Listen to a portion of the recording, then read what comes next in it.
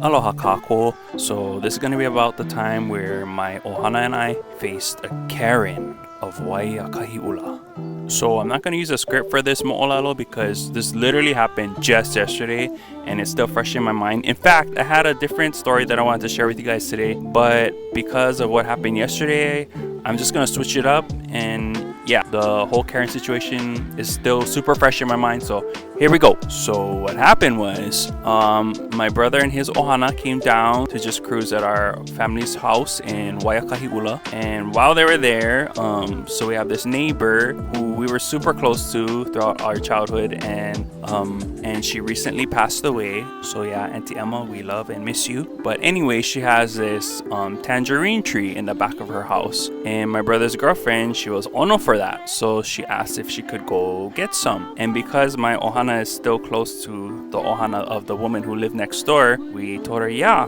hiki, go. So she went and grabbed, but while she's doing that, there's this house that's next to my neighbor's house, and a Howley family lives there. So while my brother's girlfriend was picking the tangerines from the tree, all of a sudden all the Howley kids came, and they started, I guess the Howley kids, seeing my brother's girlfriend on the property, were like, oh, if she can go and pick tangerines, and maybe we can too. So next thing you know, all the Howley kids from next door, they come over and they just start like raiding the tree, like just picking all the tangerines. And you know, the Hawaii way, or the Hawaiian way of doing things, is you just take what you need. Yeah, so my brother's girlfriend, she didn't take like 20, she took maybe like maybe 7 or 8. Yeah, just enough for her and her keiki and to give to us. But anyway, so my mom saw all the Howley kids picking all the tangerines, and my mom started snapping at them because, you know, they were like full on raiding the tree. So as my mom is snapping at them, the parents of those kids come out and they start trying to tell my mom, like, we have permission to go in that property. We talked to the family that lives in this now vacant house, and they said that it's okay for us to go and pick tangerines. And of course, my mom, she's already triggered, yeah, because, you know, historical trauma, and all these Howleys are coming at her, and the Howley kids are raiding the trees. So my mom just starts full on snapping at at this Howley family, and I'm like, oh boy, here we go. So while my mom's snapping, I'm like, ugh, this is annoying. And then my little brother, he goes to, because his role in these situations, he usually is the one to go and defuse my mom from snapping. So while he's doing that, my brother calms my mom down and she goes in the house. And the Howley kids, they all went home, and I don't know, I guess they was crying or whatever. And then their family went back inside. So we just carried on with our day. We're like, okay, so that happened. We're just gonna keep chilling. So later, my brother and I go on the road because we decided we wanted to dance, because we haven't danced with each other in a long time. And before, me and him used to dance a lot. Like when I was still in college, I would come home, we danced. When I was in high school, we danced together. But because our lives have gone kind of different directions, we haven't really had time to do that. So we're like, okay, let's dance right now. So me and him were on the road. We're like trying to practice this routine that we did a long time ago. And my brother's girlfriend was there. She was watching her keiki, her running around in the yard. And so while me and my brother are dancing, this Howley woman who lives down the road from us, she's walking towards us, okay, and we're just dancing, or trying to dance. And she's like, excuse me, and I was just like, oh no, because this Howley woman, like, ever since she moved in, I always had weird vibes about her, okay? Like, you know, like how you can just sense when someone's like has Karen potential. I don't know how to explain it, but yeah, you can just like sense it, like in their ano, in the way that they react to things, in the way they behave. And again, my vibes are correct, because this lady, she comes walking down the road and she's like, excuse me, and so we stop dancing, we turn around to face her, and she continues to walk up to us. She's like, excuse me, I just wanted to talk about that loud encounter I heard earlier. I heard your mom was yelling at these children, these little children, not to go and pick the tangerines, and she was yelling very aggressively at them, and now they're scared and they're crying, and they're just scared to go out and pick tangerines. And I want to let you guys know that they did get permission to go and pick tangerines from that tree. And so me and my brother were just like, okay, yeah, lady, just say what you have to say. That's what, of course, we were thinking that in our heads, like, yeah, we know, okay. So I told her, I said, okay, mahalo.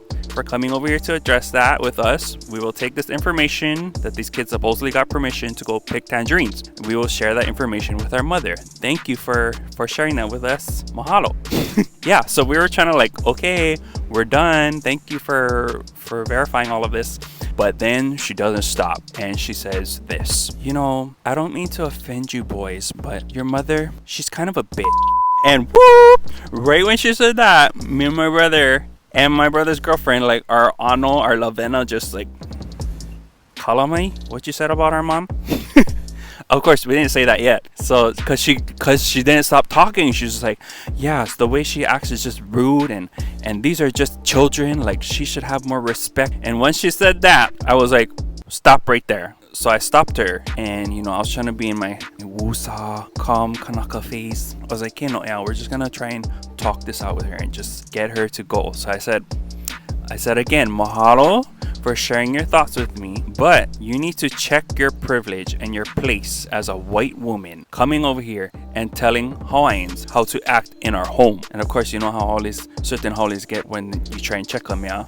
She starts going off even more. So my brother's girlfriend, she tries to be like the calm mediator. She's like, I think you just need to understand that these are her sons you are talking to. Like, you are talking, that woman you just called a bitch, these are her sons, and you need to be more sensitive to that. So while she's saying that, the lady starts going, oh, well, it's not just me who thinks that. There's others in the neighborhood who thinks that. And I jumped in. I said, well, guess what? Are they white? They're probably white, right?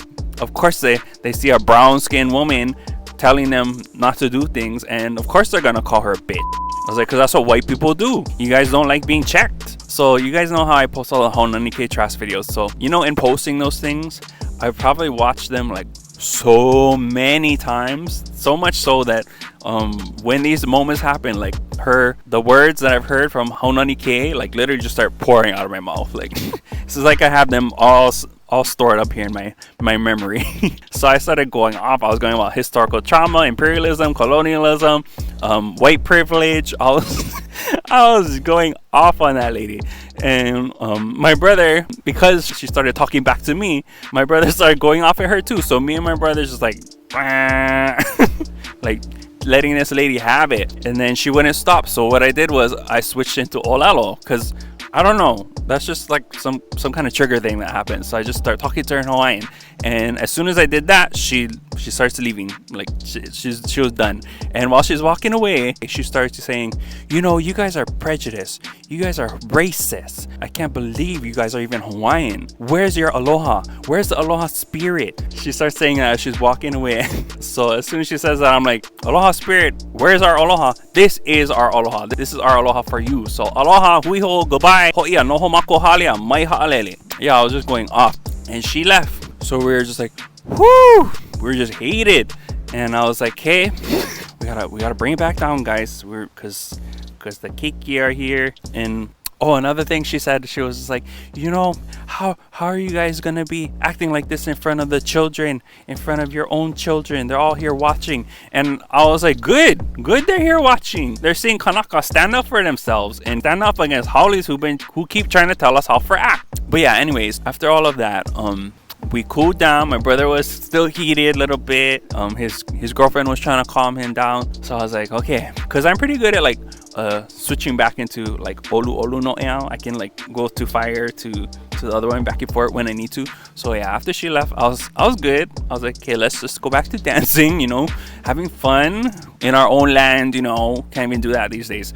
But okay, so after we cruised outside a little bit more, my brother's girlfriend, she was like, are you guys gonna tell your mom what happened? And I was like, of course we're gonna tell her. And then I was like, in fact, let's tell her right now.